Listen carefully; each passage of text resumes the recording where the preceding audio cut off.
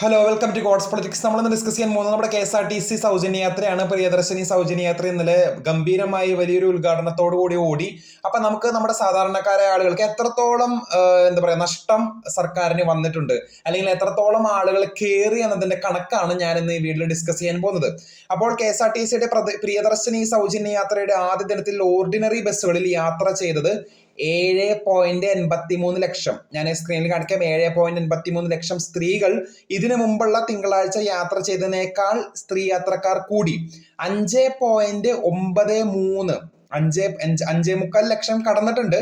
വനിതാ യാത്രക്കാരുടെ വർധനയാണ് ഉണ്ടായത്. അതുപോലെ തന്നെ സീറോ ടിക്കറ്റ് പ്രാബല്യത്തിൽ വന്നതോടെ 1 കോടി, അതുപോലെ തന്നെ 59 ലക്ഷം രൂപയുടെ എന്ന് വെച്ചാൽ ഏകദേശം 1.5 കോടിയോളം രൂപയുടെ നഷ്ടം പെർ ഡേ കേരളത്തിലെ KSRTC ബസ്സുകൾക്ക് ഇന്നലെ ഉണ്ടായി. ഇതിലെ വരുമാന നഷ്ടം സർക്കാരാണ് നികത്തുക. അത് മുഖ്യമന്ത്രി നേരത്തെ തന്നെ വാർത്താ സമ്മേളനത്തിൽ പറഞ്ഞിട്ടുണ്ടായിരുന്നു. പുരുഷന്മാരുടെ എണ്ണം 2 ലക്ഷമായി കുറഞ്ഞു എന്ന വസ്തുത കൂടി ഞാൻ അറിയിക്കുകയാണ്. അപ്പോൾ കൂടുതൽ അപ്ഡേറ്റ്സിനെ കാത്തിരിക്കാം. ചാനൽ ഇഷ്ടപ്പെട്ടെങ്കിൽ ഷെയർ ചെയ്ത് സബ്സ്ക്രൈബ് ചെയ്യുക. താങ്ക്